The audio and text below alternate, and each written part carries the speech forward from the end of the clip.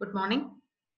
Today's class, we are going to continue yesterday's class. Yesterday we had looked at how latent, if we have got latent variables, values which are unobserved, not known, if we have got in a particular distribution, how we are supposed to find out the function. Okay, so using mixtures of latent variables, and this is what we had done. Now, where do we apply this, and how do we apply this? This is what we're going to look at today, and then we will also look at clustering using top-down method and bottom-up method. Okay. Expectation maximization algorithm. We have already looked at maximum likelihood estimate method, MLE. Okay, and what we did over there is we estimated the values of parameters for statistical models if we have got the observations. So we have actually got values which are observable values, observed values we have gotten. Using those values, we are maximizing the likelihood of a particular estimate for parameters. And what we did was we used the likelihood function or the log likelihood function for the given observations. Okay, now in expectation maximization algorithm, places where we cannot use MLE, that means if we have got observations which are latent or which are unobservable, we cannot actually take readings for those kind of observations, but they also affect the distribution, value of the distribution. In that case, instead of using the maximum likelihood estimate for the parameters, we use expectation maximization algorithm. Okay, now what is this expectation maximization algorithm? First, let's look at the outline of the procedure. Okay, first, whatever parameters are to be estimated, we assume that these parameters are theta, and we initialize the parameters theta to a particular value. So some random value we are giving, or we use some method to initialize the parameters. And then we have got two steps. The first step is the expectation step, and the next step is the maximization step. In the expectation step, what we do is we take the expected value of the complete data given the observations. That means we have got some observable variables. Using those variables, we take the expected value of the parameter and the current parameter estimate, the one which we have initialized earlier. Okay, so we use that in the first step, we use that initialized parameter and the actual observed value from observed expected value from the observed values, and then we say that there is a function which is a function of the actual parameter theta and the expected parameter theta j. Okay, and the function is given by q. We give as input the initialized parameter, the expected parameter theta j and the initialized parameter theta, and we give it to this function, and that function gives us the expected value based on the data which we have already observed. Okay, in the next step, I told you that we have also got parameters or variables which are unobservable. Okay, latent variables. So the observed values are not enough to get the actual values of the parameter. So we have estimated a value using this initial value and the actual variable values which are observable.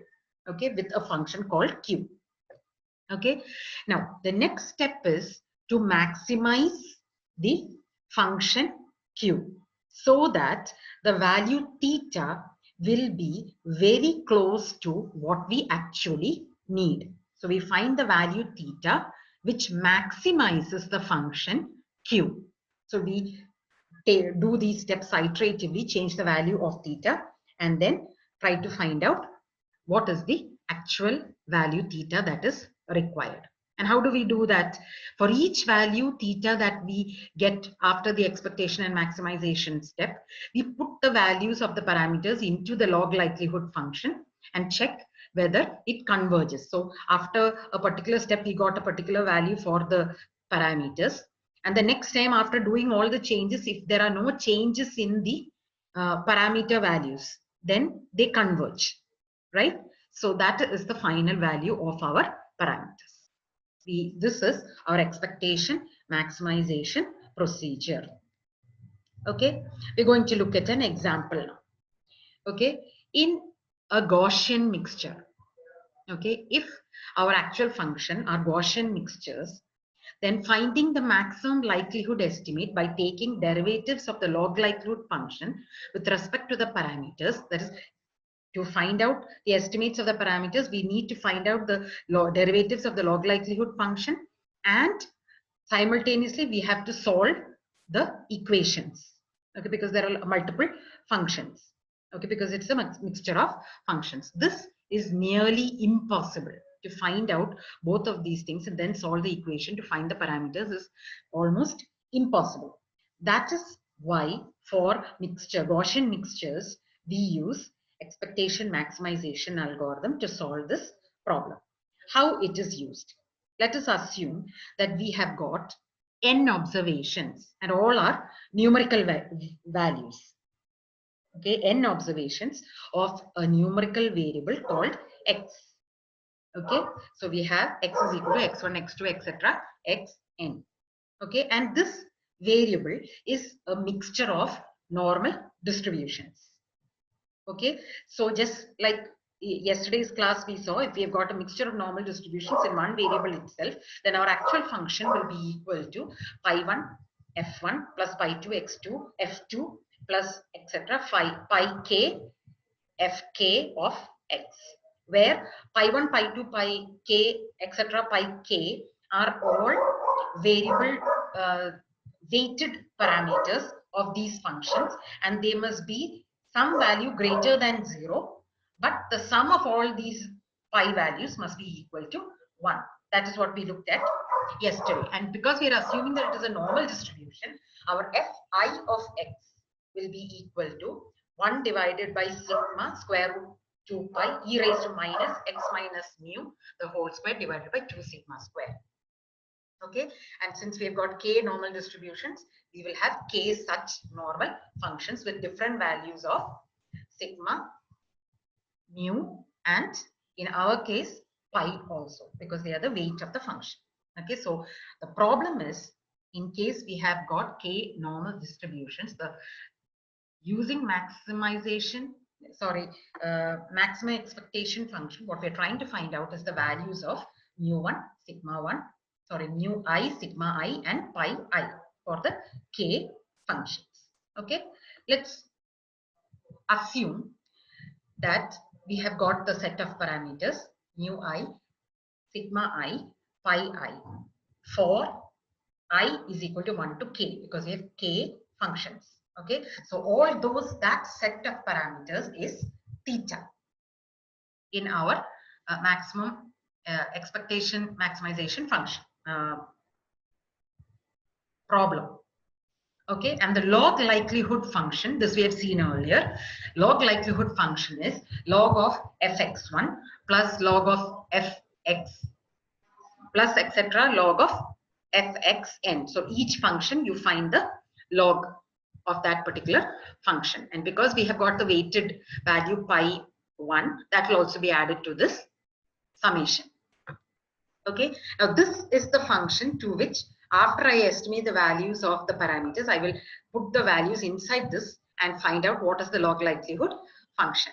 And the next time when I do that iteration, if my log likelihood value has not changed, then the parameter values have converged and I have come to my final parameter values. Okay, so how do we do this? How do we actually, when we are doing for a problem, how do we do this? First, we initialize the values of the parameters for all I is equal to 1 to k. Okay, so we have values for each function, k normal functions, mu I, sigma I, and pi I. Okay, these are our initial parameters. After that, we find out sigma I n, where n is one of the values of the variable x. There are n values for the variable x. So x of 1, x of 2, x of 3, etc. till x of capital N. Okay, so these values, for each of these values, we find the value of sigma in. What is sigma in? It is pi, supposing I am doing sigma 1, 1. Okay, for the first x, observable x variable, I am finding the value for the function 1, f1.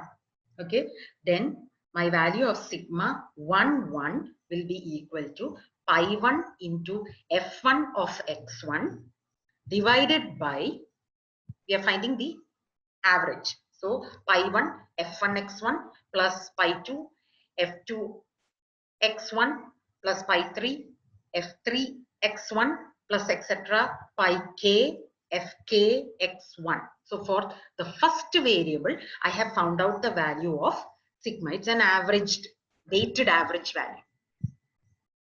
Okay, in this way, I have to find out for every variable x in the n observations and for every function k in the k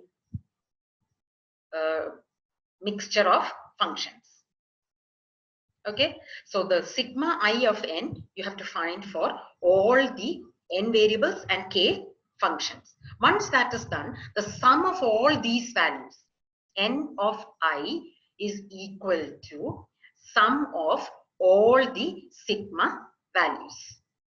Okay, so if I am finding n of 1, then I have to find out sigma 1, 1 plus sigma 1, 2 plus sigma 1, 3, etc. sigma 1 capital N. So the what is the weightage of the function 1 for all of the different variables in x?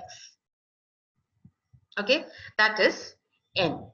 Now, these are the values which are required to find the mean and the standard deviation and the weighted parameter pi. Using this sigma in and ni, I have to calculate mu I, sigma I square and pi I. Okay, so what is mu I? It is simply the mean. Okay, so because it is just the mean, then all I have to do to find out sigma I new value, sigma I new value is sigma I 1 x1 plus sigma I2 x2 plus sigma I3 x3 plus etc. sigma In xn divided by ni. Okay, so e I ennu parayunnathu 1 aanennundengil I found the mean of the first function f1. Okay, അങ്ങനെ നമ്മൾ ഈ k functionsന്റെ ഈ formula use ചെയ്ത് നമ്മൾ mu കണ്ടുപിടിക്കണം, that is mean കണ്ടുപിടിക്കണം. Okay, അത് കഴിഞ്ഞിട്ട് അതേപോലെ തന്നെ k ഫങ്ഷൻസിന്റെ നമ്മൾ സിഗ്മ that is variance കണ്ടുപിടിക്കണം. ഓക്കെ, സോ വേരിയൻസ് കണ്ടുപിടിക്കുന്നതിനാണ് we know what is variance, x minus mu the whole square divided by n. Okay, ഇവിടെ നമുക്ക് ഒരു വെയിറ്റും കൂടെ ഉള്ളത് കൊണ്ട് we are multiplying each of these variances, we are multiplying with its corresponding sigma value. Okay, so variance over here is sigma 1 നാണ് use ചെയ്യുന്നതെങ്കിൽ, okay, എല്ലാ I ഫംഗ്ഷനും ചെയ്യണം, 1 നാണ് ചെയ്യുന്നതെങ്കിൽ sigma 1 1 x1 minus mu 1 mu the whole square plus sigma 1 2 അങ്ങനെ n ഒബ്സർവേഷൻസിനും നമ്മൾ ഈ വേരിയൻസ് കണ്ടുപിടിക്കണം divided by n of 1. Okay, അങ്ങനെ ഫസ്റ്റ് ഫംഗ്ഷന്റെ വേരിയൻസ് നമ്മൾ കണ്ടുപിടിച്ചു. ഓക്കെ, പിന്നെ we need to find out the new pi value for the each of the k functions. That is given by ni divided by total n. Okay, total n is the number of observations. അത് നമുക്ക് പ്രത്യേകിച്ച് ഒന്നും നോക്കാനില്ല. The ni value ആണ് നമ്മൾ calculate ചെയ്യേണ്ടത്. അങ്ങനെ k ഫംഗ്ഷൻസിനും നമ്മൾ calculate ചെയ്ത് കഴിയുമ്പോൾ we have got new values for initialize നമ്മൾ ചെയ്തായിരുന്നു റാൻഡം ആയിട്ട്. അത് കഴിഞ്ഞിട്ട് we have got new values for each k function for its mean, variance and the weighted parameter pi. Okay, എന്നിട്ട് പിന്നെ എന്തുവാ ചെയ്യുന്നത്, ഈ ലോഗ് ലൈക്ലിഹുഡ് ഫംഗ്ഷനിലേക്ക് ഈ പുതിയ മ്യൂവും സിഗ്മയും പൈയും യൂസ് ചെയ്ത് നമ്മൾ കാൽക്കുലേറ്റ് ചെയ്യണം. എന്നിട്ട് കാൽക്കുലേറ്റ് ചെയ്ത് കഴിയുമ്പോൾ പ്രീവിയസ് ലോഗ് ലൈക്ലിഹുഡ് ഫംഗ്ഷനും ഈ ലോഗ് ലൈക്ലിഹുഡ് ഫംഗ്ഷന്റെ ആൻസറും സെയിം ആണെങ്കിൽ പാരാമീറ്റേഴ്സിൽ ചേഞ്ചസ് ഒന്നും വന്നിട്ടില്ല എന്നർത്ഥം. So that's our final parameter. Changes വന്നിട്ടുണ്ടെങ്കിൽ വീണ്ടും നമ്മൾ ഈ സ്റ്റെപ്പുകൾ റിപ്പീറ്റ് ചെയ്യണം. ഏത്? സ്റ്റെപ്പ് 2 ആൻഡ് സ്റ്റെപ്പ് 3 റിപ്പീറ്റ് ചെയ്യുക till convergence is reached, and that will be our final values for mu, sigma and phi. Okay, so this is for latent variables use ചെയ്തിട്ടുള്ള functions ആണ് ആ കണ്ടത്. Now we are moving to hierarchical clustering. hierarchical clustering എന്ന് വെച്ച് കഴിഞ്ഞാൽ, hierarchy എന്ന് കേൾക്കുമ്പോഴേ ഓർത്തോണം tree സ്ട്രക്ചറിലാണ് നമ്മൾ ക്ലസ്റ്ററിങ് ചെയ്യുന്നത്. അപ്പൊ നമുക്കൊരു റൂട്ട് ഉണ്ടാവും, പല ലെവലിൽ നോഡ്സ് ഉണ്ടാവും, ആൻഡ് ഏറ്റവും താഴെ ലീഫ് നോഡ്സ് ഉണ്ടാവും. നമ്മൾ ഈ hierarchical clustering ചെയ്ത് കൺസ്ട്രക്ട് ചെയ്യുന്ന ഡയഗ്രാമിനെയാണ് ഡെൻഡോഗ്രാം എന്ന് വിളിക്കുന്നത്. ഈ ഡെൻഡോഗ്രാമിന്റെ ലീഫ് നോഡ്സിൽ എല്ലാം സിംഗിൾ എലമെന്റ്സ് ആയിരിക്കും ഉണ്ടാവുന്നത്. ഓക്കെ, അതിന്റെ ഇടയ്ക്കുള്ള എല്ലാ നോഡ്സിലും we will have clusters. That means a number of single elements will be grouped together. And ഏറ്റവും മുകളിലത്തെ ലെവൽ റൂട്ട് നോഡിൽ എല്ലാ എലമെന്റ്സും ഉണ്ടാവും.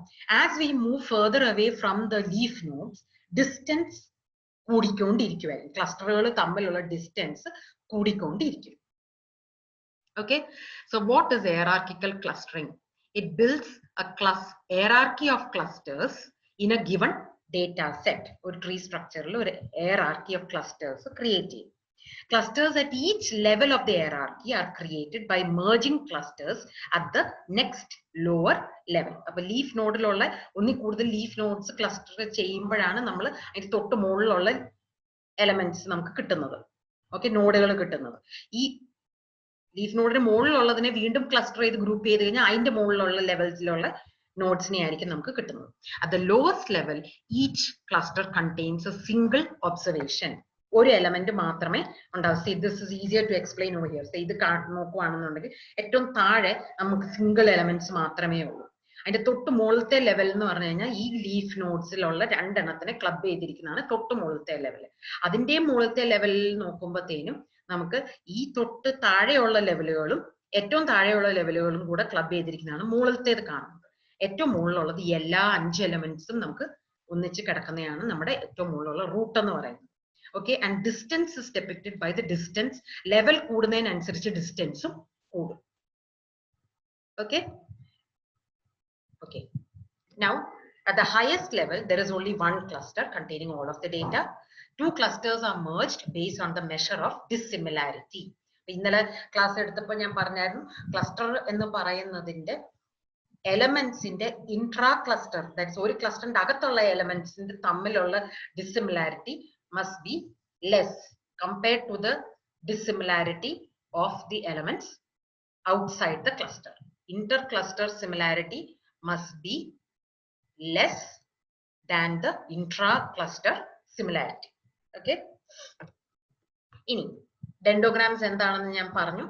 hierarchical ക്ലസ്റ്ററിനെ റെപ്രസെന്റ് ചെയ്യുന്നതാണ് ഒരു റൂട്ടഡ് ബൈനറി ട്രീയിലാണ് ഡെൻഡോഗ്രാം വിളിക്കുന്നത്. ഓക്കെ, എല്ലാ നോഡ്സും clusters ആയിരിക്കും. It can be singleton clusters or it can be groups of clusters. റൂട്ടിൽ entire data set കാണും. ടെർമിനൽ നോഡിൽ സിംഗിൾ എലമെന്റ്സ് ആയിരിക്കും, സിംഗിൾട്ടൺ ക്ലസ്റ്റേഴ്സ് ആയിരിക്കും. നോൺ ടെർമിനൽ നോഡ്സ് എന്ന് വെച്ചാൽ ലാസ്റ്റിൽ അല്ലാത്ത എല്ലാ നോഡുകളും രണ്ട് ചൈൽഡ് നോഡിന്റെ ക്ലബിംഗ് ആയിരിക്കും എല്ലാ non terminal nodes. And the distance between merged clusters, നമ്മൾ ക്ലസ്റ്റർ ചെയ്ത് മുകളിലോട്ട് പോകും തോറും ഡിസ്റ്റൻസ് ഇൻക്രീസ് ചെയ്തുകൊണ്ടിരിക്കും. The height of each node above the level of the terminal node മുകളിലുള്ള എല്ലാം will be proportional to the value of the distance. Height കൂടുന്നതിനനുസരിച്ച് distance between the values of the nodes are also increasing. Okay, അതിന്റെ ഒരു example ആണ് ഞാൻ ഈ പറഞ്ഞ് നിങ്ങളോട് നേരത്തെ എക്സ്പ്ലെയിൻ ചെയ്തത്. അപ്പൊ ഇവിടെ നോക്കിക്കേ, ഈ ഒരു എക്സാമ്പിൾ ആണ് കാണിച്ചിരിക്കുന്നത്. എയും ബിയും സിയും ഡിയും ഇയും. ഓക്കെ, 5ന്റെയും 10ന്റെയും ഇടയിൽ ഒരു 7.5ന്റെ ഹൈറ്റിലാണ് സിയും ഡിന്റെയും ഡിസിമിലാരിറ്റി. ഓക്കെ, സോ ഏറ്റവും ലോവസ്റ്റ് ഡിസിമിലാരിറ്റി ഉള്ളത് സിനും ഡിനുമാണ്. അതുകൊണ്ടാണ് അതിനെ രണ്ടിനെ ആദ്യം ക്ലസ്റ്റർ ചെയ്തിരിക്കുന്നത്. അത് കഴിഞ്ഞിട്ട് സിയും ഡിയുടെ ക്ലസ്റ്ററും ഇയും തമ്മിലുള്ള ഡിസിമിലാരിറ്റിയും എയും ബിയുടെയും ഡിസിമിലാരിറ്റി 15 ആണ്. സോ അത് രണ്ടും ആ ഒരേ ലെവലിലാണ് ക്ലസ്റ്റർ ചെയ്തിരിക്കുന്നത്. അത് കഴിഞ്ഞിട്ട് ഈ എ ബി ക്ലസ്റ്ററും സി ഡി ഇ ക്ലസ്റ്ററും തമ്മിലുള്ള ഡിസിമിലാരിറ്റി എന്ന് പറയുന്നത് 25 ആണ്. ലാസ്റ്റിൽ അതാണ് രണ്ടും കൂടെയാണ് ക്ലബ് ചെയ്തിരിക്കുന്നത് അല്ലെങ്കിൽ മെർജ് ചെയ്തിരിക്കുന്നത്. Okay, now your dendrogram can either be ഇതുപോലെ ട്രീ സ്ട്രക്ചർ ഹൊറിസോണ്ടൽ ആയിട്ടും വെർട്ടിക്കൽ ആയിട്ടായിരിക്കാം ഹൈറ്റ്, അല്ലെങ്കിൽ ഹൊറിസോണ്ടൽ ആയിട്ട് വേണേലും നമുക്ക് ഗ്രോ ചെയ്യാം. Both are correct. Okay, now what are the methods of hierarchical cluster? I told you നേരത്തെ തന്നെ ക്ലാസ് സ്റ്റാർട്ട് ചെയ്തപ്പോൾ പറഞ്ഞു രണ്ട് രീതിയിലാണ്. ഒന്നെങ്കിൽ ബോട്ടം അപ്പ് ആയിരിക്കും. സോ നമ്മൾ ഓരോ എലമെന്റിനെയും ക്ലസ്റ്റർ ആയിട്ട് വെച്ചിട്ട് ഓരോ സ്റ്റെപ്പിലും അതിനെ merge ചെയ്ത് ഒറ്റ ക്ലസ്റ്റർ ആക്കാനാണ് നോക്കുന്നത്. അതിനെയാണ് ബോട്ടം അപ്പ് മെത്തേഡ് എന്ന് പറയുന്നത്. This is also called agglomerative method. Okay, or I can start with all the elements in one cluster. അപ്പൊ ഞാൻ റൂട്ടിൽ നിന്ന് തുടങ്ങുന്നു.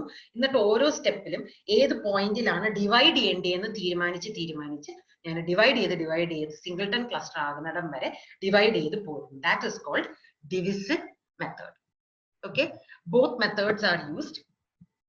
agglomerative മെത്തേഡ് ആണ് സാധാരണ നമ്മൾ ചെയ്ത് കാണാറ്. കാരണം ഡിവിഷൻ മെത്തേഡിൽ ഏത് പോയിന്റിൽ ഡിവൈഡ് ചെയ്യണം എന്ന് കണ്ടുപിടിക്കാനായിട്ട് ഇത്തിരി പാടാണ്. ഓക്കെ, നമ്മൾ എല്ലാ പോയിന്റുകളിലും ഡിവൈഡ് ചെയ്ത് ചെക്ക് ചെയ്ത് നോക്കിയെങ്കിൽ മാത്രമാണ് നമുക്ക് ഏതാണ് ബെറ്റർ എന്ന് കണ്ടുപിടിക്കാനായിട്ട് പറ്റത്തുള്ളൂ. So obviously the complexity of the algorithm will be high. അതുകൊണ്ട് തന്നെ നോർമലി നമ്മൾ ചെയ്ത് കാണുന്നത് agglomerative മെത്തേഡ് ആണ്. But we are going to look at both. Okay, now I told you ഡിസിമിലാരിറ്റിയിൽ ബേസ് ചെയ്ത് അല്ലെങ്കിൽ ഡിസ്റ്റൻസിൽ ബേസ് ചെയ്തിട്ടാണ് നമ്മൾ ഇതിനെ merge ഏതാ merge ചെയ്യേണ്ടത് അല്ലെങ്കിൽ ഏതാണ് സ്പ്ലിറ്റ് ചെയ്യേണ്ടത് എന്നുള്ളത് ഡിസൈഡ് ചെയ്യുന്നത്. അതുകൊണ്ട് തന്നെ we need some dissimilarity measures. Now ഈ 4 dissimilarity measures മാത്രമല്ല ഉള്ളത്. There are other dissimilarity methods also. So please ഒന്ന് ഗൂഗിൾ സെർച്ച് ചെയ്ത് ഡിസിമിലാരിറ്റി മെഷേഴ്സ് ഏതൊക്കെ ഉണ്ടെന്ന് ഒന്ന് പഠിച്ചു വെച്ചേക്കാം. ഫസ്റ്റ് ക്വസ്റ്റ്യൻ പേപ്പറിൽ ഈ 4 അല്ലാത്ത വേറെ ഒരെണ്ണമാണ് വന്നത്. ഓക്കെ, ബ്ലോക്കിൽ പാത്ത് കണ്ടുപിടിക്കുന്ന മെത്തേഡ്, അങ്ങനെ എന്തോ ഒരു മെത്തേഡാണ് ചോദിച്ചിരുന്നത്. I will discuss it in your question paper. Discuss ചെയ്യുമ്പോൾ ആ പർട്ടിക്കുലർ ഡിസ്റ്റൻസ് മെഷർ ഞാൻ ഡിസ്കസ് ചെയ്യുന്നതായിരിക്കും. But just go through for any other which might be there. കാരണം 3 dissimilarity measures ഉണ്ട്. ഓക്കെ, ഏറ്റവും കൂടുതൽ നമ്മൾ കാണുന്നത് യൂക്ലിഡിയൻ ഡിസ്റ്റൻസ് ആണ്, അല്ലെങ്കിൽ സ്ക്വയർ യൂക്ലിഡിയൻ ഡിസ്റ്റൻസ് നമ്മൾ കാണാറുണ്ട്, മാൻഹാറ്റൻ ഡിസ്റ്റൻസ് കാണാറുണ്ട്, മാക്സിമം ഡിസ്റ്റൻസും കാണാറുണ്ട്. Okay, measures of dissimilarity usually uses an appropriate measure of dissimilarity between groups of observations. Okay, so നമ്മൾ ക്ലസ്റ്റർ ചെയ്യുമ്പോൾ സാധാരണ ഉപയോഗിക്കുന്നത് മെഷർ ഓഫ് ഡിസിമിലാരിറ്റി ആണ് യൂസ് ചെയ്യുന്നത്. And that is normally A distance measure. Okay, so supposing we have got 2 observations of n dimension, x and y. അപ്പൊ x ലും n values ഉണ്ട്, y ലും n values ഉണ്ട്. അത് ന്യൂമറിക് ഡേറ്റ ആണെന്ന് നമ്മൾ അസ്യൂം ചെയ്താൽ യൂക്ലിഡിയൻ ഡിസ്റ്റൻസ് എന്ന് പറയുന്നത് x മൈനസ് നമ്മുടെ സാധാരണ 2 പോയിന്റ് തമ്മിലുള്ള ഡിസ്റ്റൻസിനെ കാൽക്കുലേറ്റ് ചെയ്യുന്ന ജോമെട്രിക് മെഷറിനാണ് യൂക്ലിഡിയൻ ഡിസ്റ്റൻസ് എന്ന് പറയുന്നത്. So x1 y1 the whole square plus x2 y2 the whole square plus etc xn yn the whole square, and അതിന്റെ എല്ലാം കൂടെ sum into square root. This is Euclidean distance. Square root കാണാതിരിക്കുവാണെന്നുണ്ടെങ്കിൽ it is squared Euclidean distance.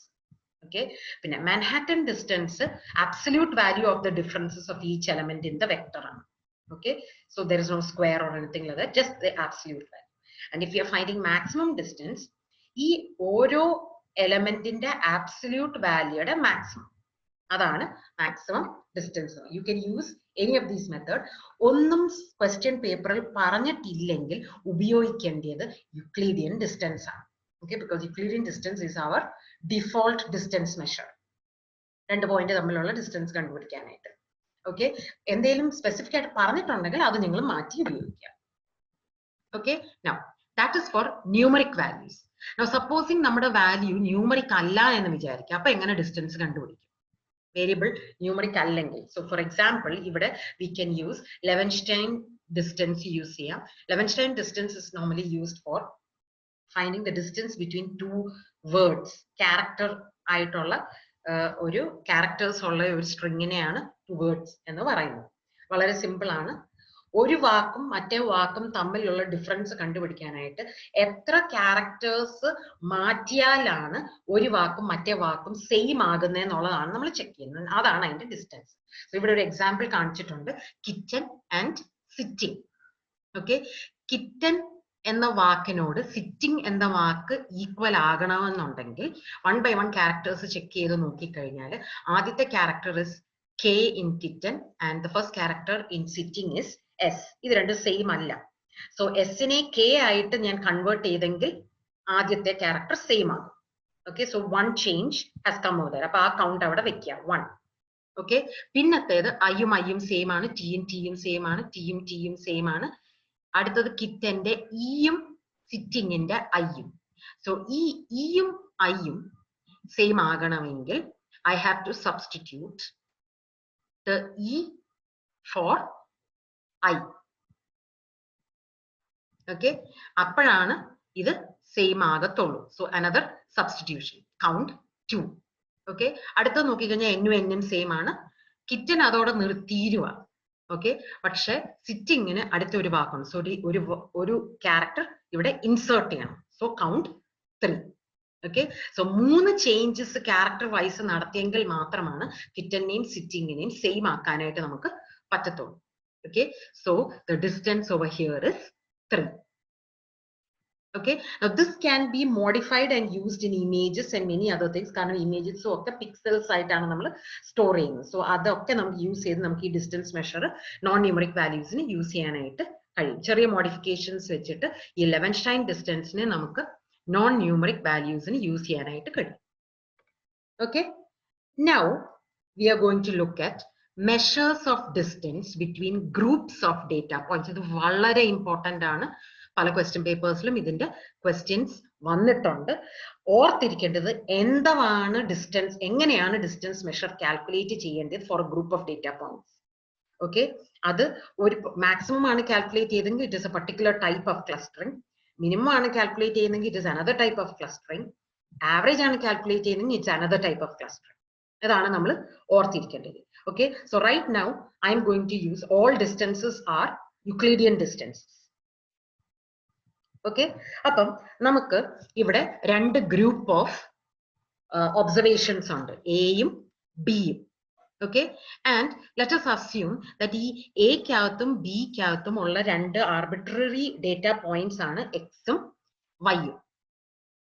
Okay, so if I am saying d of x comma y, what I actually mean is the Euclidean distance between x comma y, and it is denoted by d of x comma y.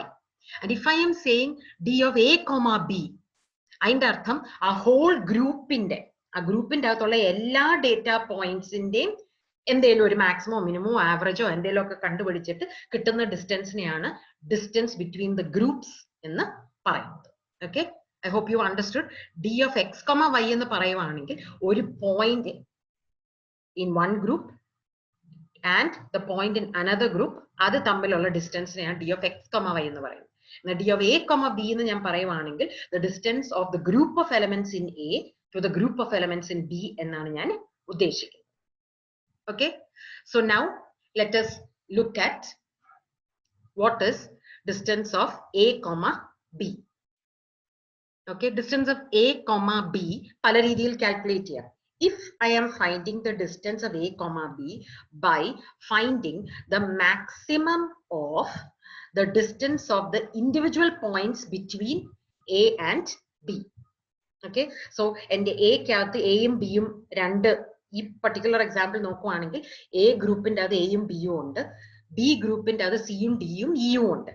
Okay, so I am finding out the maximum of the distance between A and D, A and E, A and C, and B and D, B and E, B and C. Okay, so maximum ഏതായിരിക്കും? Distance between എയും ഇയും ആണ്. Diagram കണ്ടു കഴിഞ്ഞാൽ നമുക്ക് മനസ്സിലാക്കാം എയും ഇയും ആണ് ഈ ഡിസ്റ്റൻസുകളിലുള്ള മാക്സിമം. ആ ഡിസ്റ്റൻസ് ആണ് the distance between the 2 groups എന്ന് നമ്മൾ ഡിസൈഡ് ചെയ്യുവാണെങ്കിൽ this is called complete linkage clustering. Okay, farthest നെയ്ബറിനെ വെച്ചിട്ടാണ് നമ്മൾ ഡിസ്റ്റൻസിന് ഡിറ്റർമിൻ ചെയ്യുന്നതെങ്കിൽ it is called complete linkage clustering. ഇത് ഒരു മെത്തേഡാണ്. Okay, now the next method is minimum distance വെച്ചിട്ട്. സോ നേരത്തെ പോലെ തന്നെ ഓരോ പോയിന്റ് തമ്മിലുള്ള ഡിസ്റ്റൻസ് ഞാൻ കാൽക്കുലേറ്റ് ചെയ്യുന്നു. എന്നിട്ട് അത് തമ്മിലുള്ള മിനിമം ഡിസ്റ്റൻസ് ഏതാണെന്ന് നോക്കിയിട്ട് ആ മിനിമം ഡിസ്റ്റൻസിനെയാണ് ഡിസ്റ്റൻസ് ബിറ്റ്വീൻ ദ ഗ്രൂപ്പ്സ് എന്ന് ഞാൻ തീരുമാനിക്കുകയാണെങ്കിൽ it is called single linkage clustering or nearest neighbour clustering. Okay, so this is ഈ ഡയഗ്രാമിൽ നമ്മൾ നോക്കിക്കഴിഞ്ഞാൽ നിയറസ്റ്റ് ആയിട്ടുള്ളത് ഏതാ? ബിയും സിയുമാണ്. ഓക്കെ, ഇനി ഇത് രണ്ടും അല്ല, മാക്സിമം അല്ല, മിനിമം അല്ല, നമ്മൾ ഒരു ആവറേജ് ഡിസ്റ്റൻസ് ആണ് കണ്ടുപിടിക്കുന്നതെങ്കിൽ വളരെ സിമ്പിൾ ആണ്. എല്ലാ പോയിന്റുകൾ തമ്മിലുള്ള ഡിസ്റ്റൻസ് നമ്മൾ കണ്ടുപിടിക്കുക, അതെല്ലാം ആഡ് ചെയ്യുക. എന്നിട്ട് എത്ര പോയിന്റ്സ് ഉണ്ടോ അത്രയും പോയിന്റ്സിന്റെ എണ്ണം വെച്ചിട്ട് ആ സമ്മിനെ നമ്മൾ ഡിവൈഡ് ചെയ്യുക. ഇതിനെയാണ് ആവറേജ് ഡിസ്റ്റൻസ് എന്ന് പറയുന്നത്. നമ്മൾ ആവറേജ് ഡിസ്റ്റൻസ് യൂസ് ചെയ്താണ് ക്ലസ്റ്ററിംഗ് ചെയ്യുന്നതെങ്കിൽ then it is mean linkage clustering or average linkage clustering. Okay, ഈ average linkage ഉപയോഗിക്കുന്ന ഒത്തിരി സ്ഥലങ്ങളുണ്ട്. It is also called unweighted pair group method with arithmetic mean. Unweighted pair group method with arithmetic mean. എന്നുവെച്ചാൽ average അത്രേ ഉള്ളൂ. Okay, now let's look at agglomerative hierarchical clustering algorithm. Okay, agglomerative hierarchical clustering. Agglomerative എന്തുവാ? ആദ്യം നമ്മൾ തുടങ്ങുമ്പോൾ എല്ലാ എലമെന്റ്സും single elements ആണ്. ഓരോ സ്റ്റെപ്പിലും അതിന്റെ ഡിസ്റ്റൻസ് കണ്ടുപിടിച്ചിട്ട് നമ്മൾ ഏതെങ്കിലും ഒരു ഈ ഒന്നെങ്കിൽ കംപ്ലീറ്റ് ലിങ്കേജ് യൂസ് ചെയ്യണം, അല്ലെങ്കിൽ minimum linkage single linkage use ചെയ്യണം, അല്ലെങ്കിൽ ആവറേജ് ലിങ്കേജ് യൂസ് ചെയ്യണം. ഏതെങ്കിലും ഒരു മെത്തേഡ് യൂസ് ചെയ്തിട്ട് ഡിസ്റ്റൻസെ ബേസ് ചെയ്തിട്ട് ഷോർട്ടസ്റ്റ് ഡിസ്റ്റൻസ് ഉള്ള എലമെന്റ്സിനെ ഓരോ സ്റ്റെപ്പിലും നമ്മൾ merge ചെയ്ത് മുകളിലോട്ട് പോകണം till the whole thing is one. Okay, so ഇതിന്റെ സ്റ്റെപ്സ് എന്തൊക്കെയാ? Given n items to be clustered, we have a distance measure of n by n. അപ്പൊ നമ്മുടെ ഈ എക്സാമ്പിളിൽ 5 എണ്ണം ഉള്ളത്. സോ 5 by 5 ഡിസ്റ്റൻസ് മെട്രിക്സ് ആയിരിക്കും നമുക്കുള്ളത്. Okay, first assign all the elements into single clusters, its own cluster, and then find the distance between the clusters of each item. So നമുക്ക് 5 element ഉണ്ടെങ്കിൽ 1 ഉം 1 ഉം തമ്മിലുള്ള ഡിസ്റ്റൻസ് 0 1 ഉം 2 ഉള്ള ഡിസ്റ്റൻസ് കണ്ടുപിടിക്കുക, 1 ഉം 3 ഉം തമ്മിലുള്ള ഡിസ്റ്റൻസ് കണ്ടുപിടിക്കുക, 1 ഉം 4 ഉം തമ്മിലുള്ള ഡിസ്റ്റൻസ് കണ്ടുപിടിക്കുക, 1 ഉം 5 ഉം തമ്മിലുള്ള ഡിസ്റ്റൻസ് കണ്ടുപിടിക്കുക. അതുപോലെ 2 ഉം 1 ഉം 2 ഉം 2 ഉം 2 ഉം 3 ഉം അങ്ങനെ എല്ലാ കോമ്പിനേഷൻസിന്റെയും ഡിസ്റ്റൻസ് മെഷേഴ്സ് കണ്ടുപിടിക്കുക. അത് കഴിഞ്ഞിട്ട് ആ ഡിസ്റ്റൻസ് മെട്രിക്സിൽ നിന്നും ഏറ്റവും മിനിമം ഏത് 2 എലമെന്റിനാണ് ഡിസ്റ്റൻസ് ഉള്ളതെന്ന് കണ്ടുപിടിച്ചത് അതിനെ മെർജ് ചെയ്യുക into one. അടുത്ത പ്രാവശ്യം ആ മെർജ് ചെയ്തതിനെ ഒരു ക്ലസ്റ്റർ ആയിട്ടാണ് നമ്മൾ കാണുന്നത്. ഓക്കെ, സോ അതിന്റെ ഡിസ്റ്റൻസ് കാൽക്കുലേറ്റ് ചെയ്യുമ്പോൾ we need to use any ഏതെങ്കിലും ഒന്നെങ്കിൽ സിംഗിൾ ലിങ്കേജ് യൂസ് ചെയ്യണം, അല്ലെങ്കിൽ കംപ്ലീറ്റ് ലിങ്കേജ്, അല്ലെങ്കിൽ ആവറേജ് ലിങ്കേജ്, ഏതെങ്കിലും ഒരു മെത്തേഡ് യൂസ് ചെയ്ത് വേണം ഈ ഗ്രൂപ്പിന്റെ ഡിസ്റ്റൻസ് നമ്മൾ കണ്ടുപിടിക്കാൻ. എഗെയിൻ ഡിസ്റ്റൻസ് മെഷർ നമ്മൾ കണ്ടുപിടിക്കണം. എന്നിട്ട് അതിന്റെ മിനിമം ഏതാണോ അതിനെ പുതിയത് വീണ്ടും ചെയ്യുക. Keep doing this. Step 2 step 3 വീണ്ടും ചെയ്തുകൊണ്ടിരിക്കുക till all the elements have been clustered into one. Okay, let's look at an example. We have a data set A, B, C, D, E, and നമുക്ക് distance മെഷറും മെട്രിക്സും initial distance മെട്രിക്സും തന്നിട്ടുണ്ട്. So we have got, if you notice that A, B, B, C, C, D, D, E, E are all 0 because ഒരു ആ same element തമ്മിലുള്ള distance എന്ന് പറയുമ്പോൾ 0 ആണ്. Okay, and ഇവിടെ പ്രത്യേകിച്ച് ഡയറക്ഷൻ ഒന്നും ഇല്ലാത്ത കാരണം എ ബി തമ്മിലുള്ള ഡിസ്റ്റൻസും ബി എ തമ്മിലുള്ള ഡിസ്റ്റൻസും സെയിം ആണ്, ഈക്വൽ ആണ്.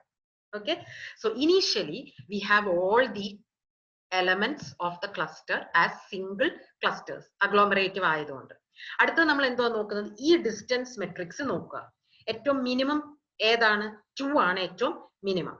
So the distance between C and E and E and C are equal.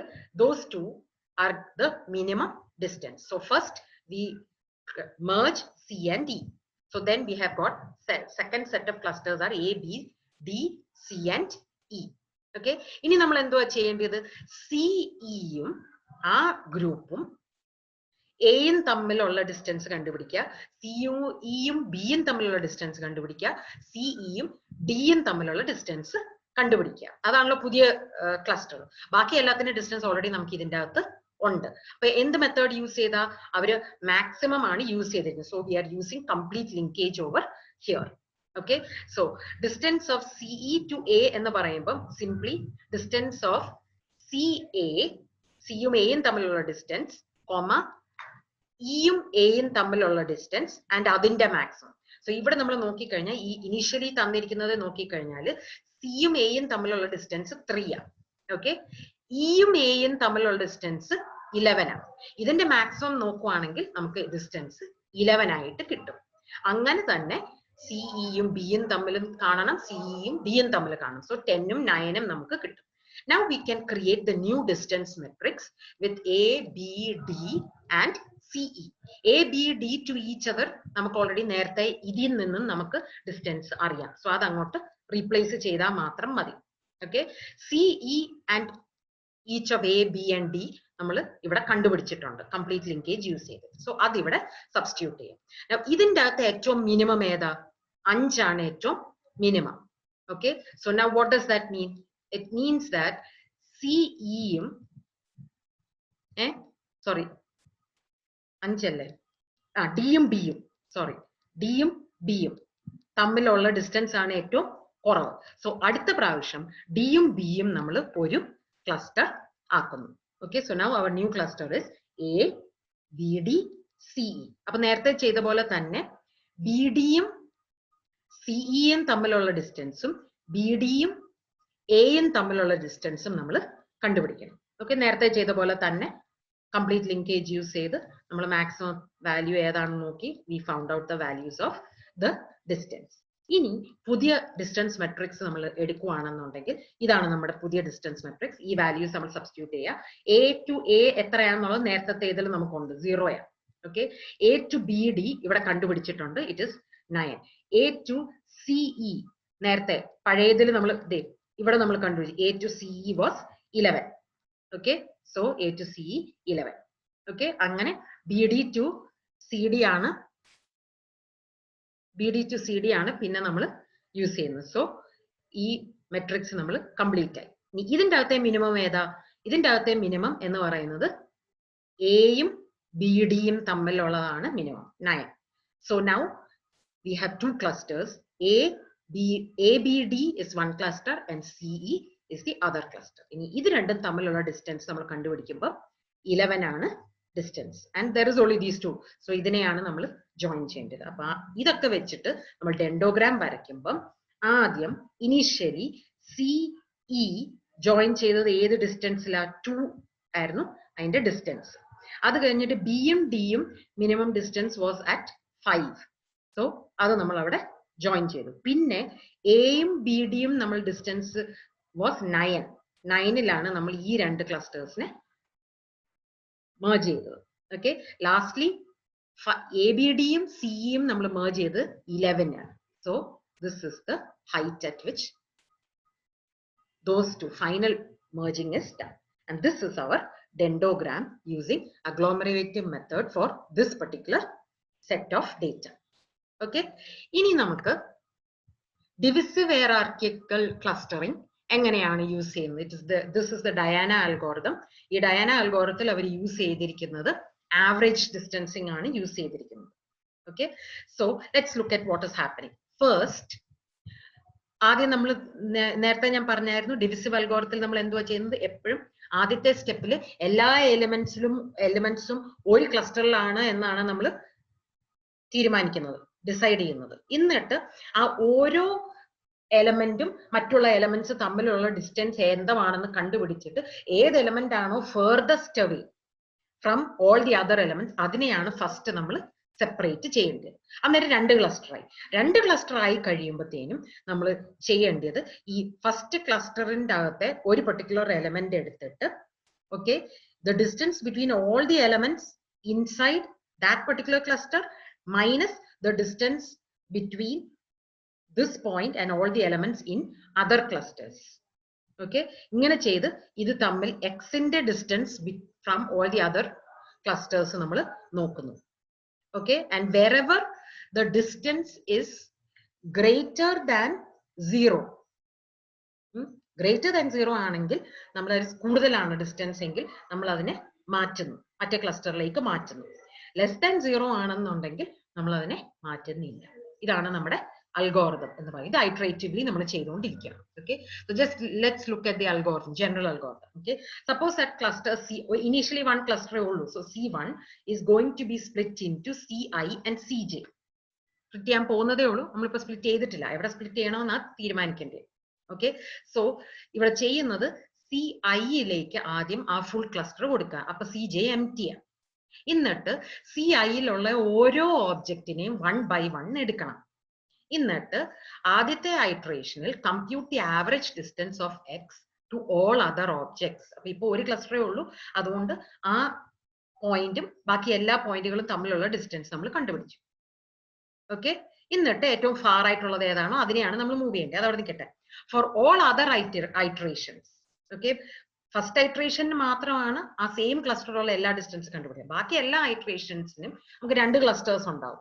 2 clusters ഉണ്ടെങ്കിൽ നമ്മൾ we have to find out the average of the first cluster minus that is ഈ point ഏത് ക്ലസ്റ്ററിലേക്കാണോ belong ചെയ്യുന്നത് ആ distance average minus the distance average of the other cluster. Okay, അതാണ് the distance of x ഒരു particular point. Okay, ഇനി first iteration ആണെന്നുണ്ടെങ്കിൽ നമ്മൾ സ്പ്ലിറ്റ് ചെയ്യാൻ എന്തുവാ ചെയ്യുന്നത്, അതെല്ലാം ഒരു ക്ലസ്റ്ററിൽ തന്നെയാണ്, അപ്പൊ മൈനസ് ഒന്നുമില്ല. ഏറ്റവും മാക്സിമം ഡിസ്റ്റൻസ് ഏത് പോയിന്റിനാണോ ഉള്ളത് അതിനെ എടുത്ത് മറ്റേ ക്ലസ്റ്ററിലേക്ക് കൊടുക്കും.